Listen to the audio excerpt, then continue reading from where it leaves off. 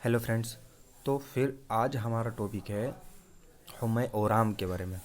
तो हुम्मे ओराम नाम से समझ में आ रहा होगा कि वर्म की वजह से होने वाला बुखार, ये हुम्मा। ठीक है। तो वर्म यानी कि मॉडर्न के हिसाब से देखें तो वर्म क्या है? इन्फ्लामेशन। तो इन्फ्लामेशन कहीं भी बॉडी में हो उसकी वजह से होने वाला बुखार को हुम्मे ओराम कहते हैं। आइए देखते हैं इसकी डेफिनेशन कैसे दी है इन लोगों ने।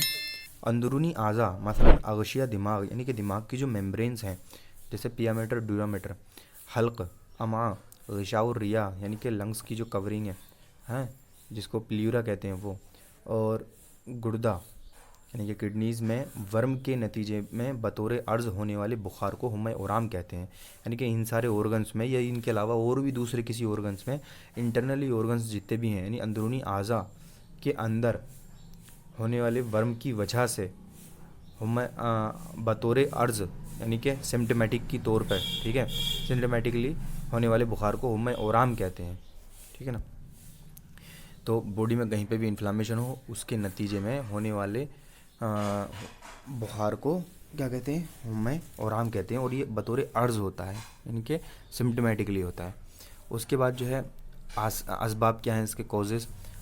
आज़ा में सुए मिजाज का लाहक होना बुखार का सबब होता है। जो ऑर्गन्स होते हैं उसके अंदर सुए मिजाज लाहक हो जाता है यानी मिजाज बिगड़ जाता है उन ऑर्गन्स का, तो उसकी वजह से जो है ये बुखार लाहक होता है। सुए मिजाज के लिए ज़िम्मेदार आम तौर से अजसाम खबीसा होते हैं। सुए मिजाज के लिए कौन ज़िम्मेदार होते हैं? अजसाम खबीसा यानी कि वायरस और बैक्टीरियाज।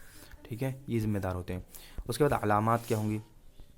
तो इसकी अलामत मतलब जहाँ बॉडी में वर्म होगा उसके हिसाब से अलामत होंगी। जैसे कि बुखार के साथ माउफ़ उज़ू के एतबार से अलामत व निशानियाँ मिलेंगी। जो उज़ू इन्फेक्टेड है, ठीक है, तो उसके हिसाब से जो है मिलेंगी। जैसे वर्म अमा यानी कि अगर इंटेस्टाइन में वर्म है तो उसकी सूरत में दर्द शिकम और इसहाल मिलेंगे।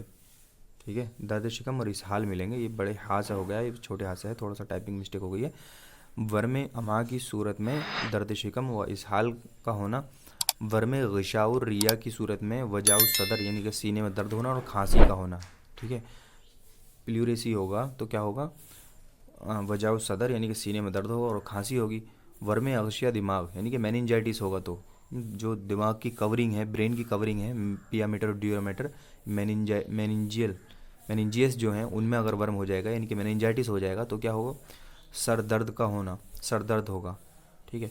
वर्म हलक की सूरत में, वर्म हलक, हलक में अगर वर्म है तो वजाउल हलक यानी हलक में दर्द होगा। वर्म गुर्दा की सूरत में यानी कि ये इन्फ्लामेशन ऑफ किडनी। ठीक है।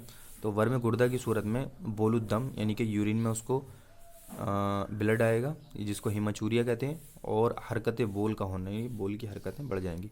तो ये सब अलामत होंगी उसकी इन्फेक्टेड होने के हिसाब से, मतलब बॉडी में कौन सा ऑर्गन जो है ख़राब हो रहा है, किस में वर्म हो रहा है, उसके हिसाब से जो है ये होती हैं अलामत। उसके बाद इलाज क्या होगा? वर्म को तहलील करने के लिए मुहल्लिल औराम अद्विया, वर्म को तहलील करने के लिए मुहल्लिल औराम अद्विया देंगे। ठीक है, एंटी इन्फ्लामेटरी ड्रग्स इस्तेमाल कराएंगे, मसलन अर्क मकू, अर्क कासनी।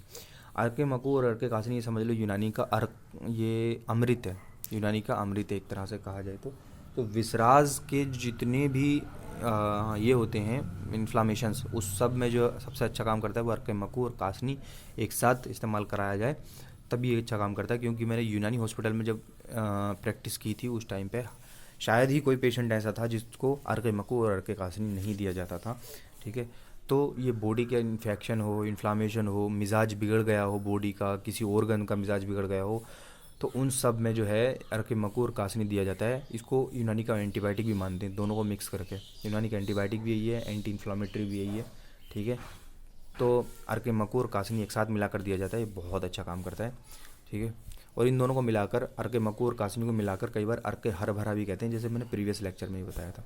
उसके बाद है मुतफ़ियात हरारत अदविया। मुतफ़ियात हरारत अदविया कौन सी होती है? मसलन जुलालुल बुखार और जुलाल तमर हिंदी। जुलालुल बुखार दिया जाता है यानी कि एक जुलाल बनाया जाता है बुखार के लिए, जुलालुल बुखार। वो कौन कौन सी दवाएं उसमें शामिल होती हैं वो इस टाइम तो मैं नहीं बता सकता हूँ, लेकिन जुलालुल बुखार बस आप नाम याद रख लें। मसलन जुलालुल बुखार और जुलाल तमर हिंदी। जुलाल बोलते हैं मतलब किसी दवा को उसके अंदर डाल के और उसके ऊपर का पानी उतार लिया जाए, बस निथार लिया जाए, उसको बोलते हैं जुलाल। तो जुलाल तमर हिंदी, तमर हिंदी बोलते हैं इमली को। तो इमली का पानी इमली के ऊपर जो इमली हमने पानी में डाली, घोली, उसके ऊपर जो पानी आया उसको हमने निकाल लिया, उसको अगर हम पिलाएंगे तो ये क्या करेगा, हरारत जो होती है उसको काट देता है। मुतफ़ियात हरारत अदविया कौन सी होती है, यानी कि हरारत को काटने वाली, हरारत को कम करने वाली या हरारत को बुझाने वाली, गर्मी को बुझाने वाली। तो जुलालुल तमर हिंदी।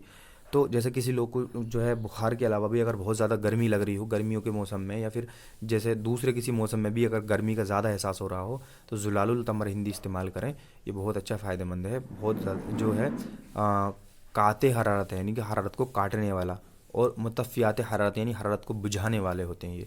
ठीक है, तो ये इसका ट्रीटमेंट हो गया। आज के लिए बस इतना ही, मिलते हैं नेक्स्ट वीडियो में एक अच्छे टॉपिक के साथ जो बहुत इंपॉर्टेंट है। ठीक है, जिसको हुम्म उफ़ूनी या हुम्म खिलती अभी कहते हैं, बहुत पूछा जाता है एग्ज़ाम में। ठीक है।